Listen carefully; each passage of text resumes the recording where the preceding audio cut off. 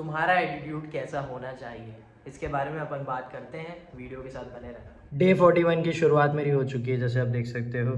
टीका मंदिर जाके आ गया मैं। अब स्टार्ट करते हैं हमारा फर्स्ट टास्क जो कि रीडिंग का है।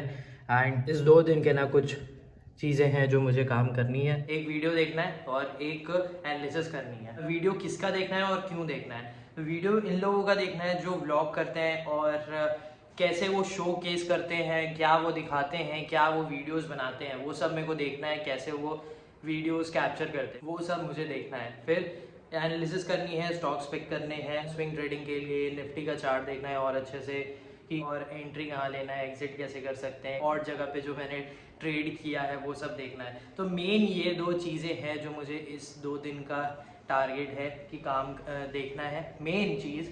बाकी उसके अलावा सारे टास्क चलते रहेंगे। जैसे आपको पता ही है, आपने वीडियो देखे ही होंगे, अगर नहीं देखे तो प्लीज़ आप देख लो। 60 डेज चैलेंज की प्लेलिस्ट भी बनी हुई है।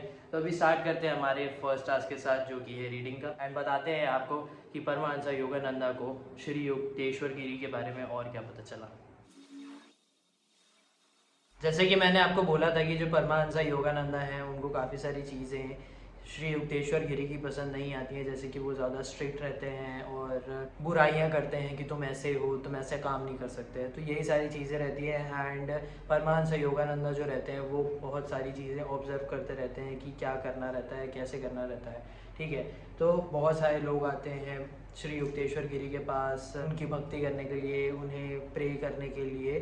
जिस तरह वो स्पिरिचुअल जर्नी में रहें, वैसे ही एक लड़ाई हो जाती है। एक मैजिस्ट्रेट रहते हैं, वो कुछ कुछ बोल देते हैं, श्री युक्तेश्वर गिरी भी कुछ कुछ बोल देते हैं। उसके बाद फिर ना श्री युक्तेश्वर गिरी को एक नोटिस आता है, उनका जो लैंड है ना जहाँ पे उनका आश्रम रहता है वो खाली करने के लिए, या फिर वो इलीगल है करके। उसी का बहुत सारा बैटल रहता है। तो यही स्टोरी में चलता रहता है। फिर एक दिन परमहंस योगानंदा जो रहते हैं वो सोचते हैं कि मुझे ना हिमालय की तरफ जाना है। जैसे वो हमेशा ही सोचते रहते हैं कि हिमालय में ही मुझे गॉड का रियलाइजेशन होगा, वहीं मुझे पता चलेगा, जो ट्रू गुरु हैं वो वहीं पे मिलेंगे। एंड इस बीच में ना परमहंस योगानंदा जो हैं वो कॉलेज में ही रहते हैं। उन्हें सिर्फ 6 महीने ही हुए रहते हैं श्री युक्तेश्वर गिरी से मिले हुए। एंड वो बार बार उनके आश्रम में विजिट करते रहते हैं कैलकटा से। नाउ अब वो परमिशन मांगने जाते हैं श्री युक्तेश्वर गिरी से। एंड श्री युक्तेश्वर गिरी ना एक बार बोलते हैं कि ऐसा नहीं होता है, बट फिर भी परमहंसा नहीं मानते हैं। एंड फिर वो पूछते हैं एंड श्री युक्तेश्वर गिरी शांत रहते हैं। एंड वो शांति को ना परमहंसा योगानंदा हाँ मान लेते हैं। उसके बाद फिर वो कैलकटा जाते हैं। कैलकटा में उनके जो संस्कृत के गुरु रहते हैं ना वो बताते हैं कि एक स्लीपलेस सेंट है, वो भी लाहिरी महाशय के डिसिपल थे जैसे कि श्री युक्तेश्वर गिरी थे। अब वो उनका एड्रेस लेते हैं उनके संस्कृत गुरु से। एंड उसके बाद वो चले जाते हैं स्लीपलेस सेंट से मिलने के लिए। उनको रास्ता नहीं मालूम रहता है, वो ढूंढते ढूंढते जाते हैं। जो जगह रहती है ना वहाँ पर वो जाते आते हैं ना, वो एक जगह पे रास्ता भटक जाते हैं क्योंकि उनको कोई बताता है कि यहाँ से राइट जाना है, बट जाना लेफ्ट रहता है। एंड वो राइट जाते हैं, फिर कहीं और पहुंच जाते हैं। फिर वहाँ पता चलता है कि वो गलत जगह पे आ गए हैं। फिर वहाँ पे एक जन वहाँ पे उनको रोकता है, खाना खिलाता है। उसके बाद फिर वो नेक्स्ट डे वापस जाते हैं। एंड उनको पता चलता है कि थोड़ा दूर है यहाँ से, तो उन्हें थोड़ा सा कठिनाइयों का सामना करना पड़ेगा, वापस चलना पड़ेगा। उसके बाद फिर वो जाते रहते हैं। फिर एक जगह पहुँचते हैं, वहाँ पर उनको मिलता है एक जन, और वो जो पर्सन रहता है वो वही स्लीपलेस सेंट रहता है। अब स्लीपलेस सेंट और परमहंस योगानंदा की ना बहुत सही कॉन्वर्जेसन होती है कि तुम क्यों हिमालय की तरफ जाना चाहते हो। क्या तुम्हें लगता है कि गॉड सिर्फ वहीं पे रहते हैं? परमांस योगानंदा के पास ना इतना अच्छा आंसर या फिर कुछ मतलब एकदम एग्जैक्ट आंसर नहीं था। तो उन्हें समझाया जाता है कि देखो, तुम जहाँ पर बैठ जाओगे शांति से, अकेले रहोगे, वही तुम्हारी जगह है। वहाँ पे तुम गॉड ढूंढ सकते हो। गॉड मेरे में है, तुम्हारे में है। तुम गॉड को ढूंढ सकते हो, बस तुम्हें शांति रखना है। ऐसा नहीं है कि जो हिमालयाज़ हैं वो मोनोपोली हैं कि वहीं पे ही गॉड मिलता है। उसके बाद उनको समझ में आता है। आगे स्टोरी जो होगी वो मैं बताऊंगा जब मैं रीड करूंगा। फिलहाल अभी थोड़ा सा चार्ट देखते हैं, फिर समझते हैं एंड वीडियोस उसके बाद देखेंगे। अभी खाने का टाइम होगा थोड़ी देर में, तो अभी देखता हूँ कि क्या खाना है।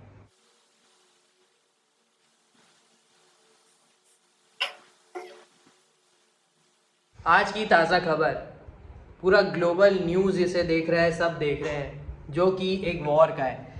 इसराइल पे 5,000 मिसाइल्स छोड़े गए हैं। 5,000 मिसाइल बहुत ज़्यादा होता है भाई। और ये जो मिसाइल छोड़े गए हैं वो गाज़ा से छोड़े गए हैं। गाज़ा को और बोलें तो गाज़ा स्ट्रिप भी बोलते हैं। और इसराइल और पैलेस्टीन की लड़ाई तो चलती रहती है, उसी के पास में जस्ट कोस्टल एरिया पे ही गाज़ा भी है। अब गाज़ा में एक ऑर्गेनाइजेशन है जिसका नाम है हमस। अब ये जो हमस ऑर्गेनाइजेशन है ना, ये इसराइल के अकॉर्डिंग एक टेरर ऑर्गेनाइजेशन है। और ये जो हमस है ना, इसी ने ये मिसाइल्स छोड़े हैं इसराइल पे। अब ये तो अच्छी बात है कि इसराइल के पास एंटी मिसाइल सिस्टम है जो काफ़ी ज़्यादा प्रसिद्ध है अराउंड वर्ल्ड, और बहुत सारी कंट्री शायद तक इससे लेती भी है, तो उसके अकॉर्डिंग ये काफ़ी तर बच गए। लेकिन फिर भी 5,000 मिसाइल बहुत ज़्यादा है, क्योंकि अगर एंटी मिसाइल का भी टेक्नोलॉजी है और मिसाइल्स आ रही हैं, अगर मिसाइल्स डिस्पोज भी हो गई या फिर डीएक्टिवेट भी हो, जैसा भी हो गया, बंद भी हो गई, लेकिन वो जब गिरेगी, जैसा भी होगा, तब कहीं ना कहीं जाके डैमेज करेगा। और वही हुआ, एक घर में जाके गिरा एंड वहाँ पर एक लेडी थी, 70 साल की थी आई थिंक, की मौत हो गई उससे। इसराइल ने ग्लोबली अनाउंस कर दिया है कि वो स्टेट ऑफ वॉर में है। अब देखते हैं कि आगे क्या होता है। बाकी अगर आपको और जानना है या फिर लाइव अपडेट चाहिए तो फिर आप न्यूज़ में जाकर देख सकते हो, हर जगह चल रहा है ये अभी। एंड देखते हैं मंडे को मार्केट का असर क्या रहता है, ग्लोबल इकनॉमी में इम्पैक्ट क्या रहता है, ग्लोबल मार्केट का सेंटीमेंट क्या रहता है। और मैं भी थोड़ा सा देखता हूँ। फ़िलहाल 5 साढ़े 5 बजे मिलते हैं और एक्सरसाइज करेंगे, वॉक करेंगे। वेट ट्रेनिंग आज नहीं होगी क्योंकि आज फास्ट है और मेरी थोड़ी सी एनर्जी लो लग रही है मेरे को। मैं थोड़ा सा सोऊंगा अभी एंड फिर वॉक करेंगे। आराम कर लिए, वॉक करने का टाइम हो गया है। स्टार्ट करते हैं हमारे वॉक के साथ, थोड़ा बहुत एक्सरसाइज कर लेंगे। अच्छा है भाई, आराम बीच बीच में होना चाहिए, नहीं तो एनर्जी लो हो जाती है। और मेरे को आज लग रही थी, और आज की एनर्जी लो होने का कारण भी है क्योंकि आज फास्ट है, तो इसीलिए। तो वॉक करते हैं, उसके बाद फिर आज ऑडियो बुक जो सुनेंगे फिर आपको बताते हैं। वॉक कंप्लीट हो गया है और ऑडियो बुक जो मैंने सुनी है वो है the magic words by earl Nightingale. इस बुक में काफ़ी अच्छी चीज़ समझाई गई है पर्सनालिटी से रिलेटेड, और वो आपको भी समझने की बहुत ज़्यादा ज़रूरत है, जैसे कि मैंने समझी है। और वो है एटीट्यूड के बारे में, कि तुम्हारा एटीट्यूड कैसा होना चाहिए, और वही डिटरमाइन करता है कि तुम किस टाइप के पर्सन हो। इस बुक में जो समझाया है वो मैं अपने तरीके से भी बता देता हूँ, मतलब मेरा जो व्यू है वो भी कंबाइन कर देता हूँ। बाकी अगर आपको सुनना है तो इस वीडियो के डिस्क्रिप्शन बॉक्स में इस ऑडियो बुक का लिंक होगा, तो आप जाकर सुन सकते हो। देखो, फर्स्ट थिंग वो ये बोलते हैं कि जो तुम्हारा एटीट्यूड है ना, वो तुम्हें बिल्ड करना पड़ेगा। और जो एटीट्यूड है तुम्हारा वो ऐसा होना चाहिए जो तुम दूसरों से भी एक्सपेक्ट करते हो। मतलब कि अगर तुम हार्श रखोगे एटीट्यूड तो सामने वाले भी वैसा ही करेंगे। अगर तुम पोलाइटली बात करोगे, अच्छे से बिहेव करोगे, लोगों की केयर करोगे, तो वो भी वैसा ही करेंगे। तो वैसा एटीट्यूड रखो जैसा तुम दूसरों से चाहते हो। एटीट्यूड ऐसा रखो जो तुम्हें ऐसा शोकेस करे कि तुम एक पैशनेट हो। तुम्हारा जो एटीट्यूड है वो शोकेस करेगा कि तुम सक्सेस चाहते हो कि नहीं। इसमें एक बहुत अच्छी चीज़ है जो प्रैक्टिस करने के लिए ऑथर बोलते हैं कि एटीट्यूड तुम ऐसा रखो जैसे तुम्हें सक्सेस मिल चुकी है, एज्यूम करो, और तुम दूसरों से जब मिलोगे वैसा बिहेव करो। देखते हैं कि क्या चेंजेस आते हैं, क्योंकि वो जो एटीट्यूड है जब बिल्ड होगा ना, तो तुम एक्शंस लोगे, तब तुम्हें समझ में आएगा कि क्या सक्सेसफुल पर्सन बिहेव करता है, कैसा सोचता है, क्या क्या चीज़ उसे करनी पड़ती है।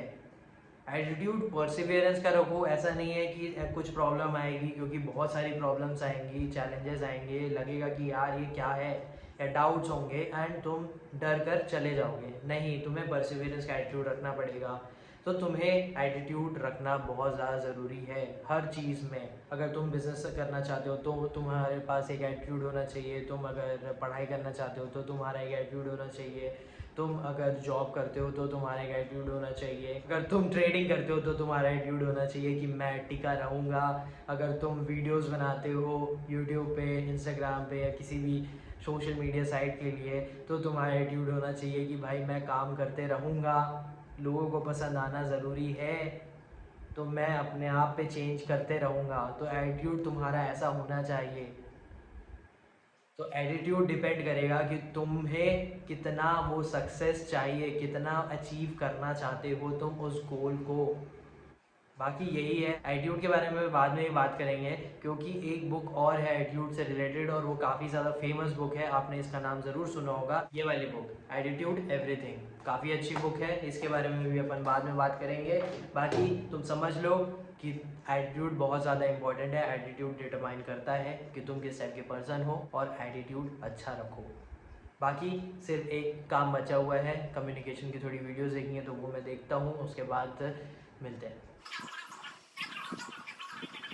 Now the communication videos are done।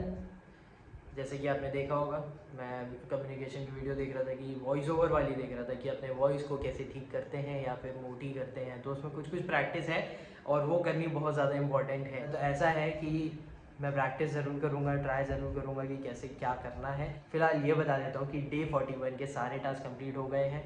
Communication का लास्ट बचा हुआ था एंड आज फास्ट भी है, तो थोड़ी सी एनर्जी डाउन लग रही थी, बट ठीक है, नो प्रॉब्लम, सारे टास्क कंप्लीट हो रहे हैं। वीडियोस मेरे को और भी देखने, तो इसके बाद मैं और वीडियोस देखूंगा। पहले मैं एडिट करूंगा क्योंकि मेरे को 10 बजे अपलोड करना है वीडियो। इंस्टाग्राम का पोस्ट बचा हुआ है, तो इंस्टाग्राम पे पोस्ट भी मेरे को डालना है, बट यूट्यूब पे वीडियो डालने के बाद। अब मैं सब चीज़ कंप्लीट कर चुका हूँ, तो मैं थोड़ा सैटरडे को एंजॉय करता हूँ, शांत रहता हूँ एंड डे 41 को ख़त्म करता हूँ।